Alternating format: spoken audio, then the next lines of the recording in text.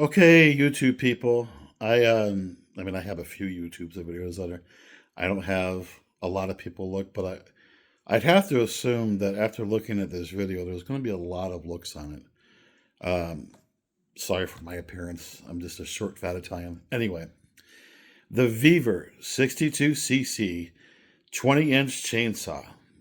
There are many YouTube videos out there about this chainsaw as far as reviews, and there are some that I want that it won't start.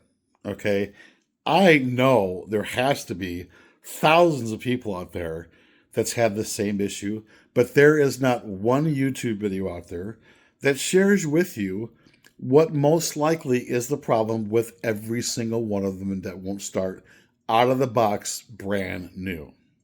Here's what I found. I went through the whole thing. I did an initial, just a regular. I went ahead and after searching one of the videos, I turned the high output on the side of the card as a high and low, which feeds more gas air mixture, 3 half turns to the left. I turned the low side just 1 half turn. I don't really believe that was a problem, but here's what I truly believe is a problem. If you take it apart, the top black case where by the filter and the spark plug, you will see that that spark plug wire is a little bit short, just barely enough to go ahead and fit in between, which I believe is probably covering up the screw to go ahead and for the fuel gate for the fuel adjustment. So it's touching it. After taking it apart, I seen that it was rubbed some and it was almost white looking.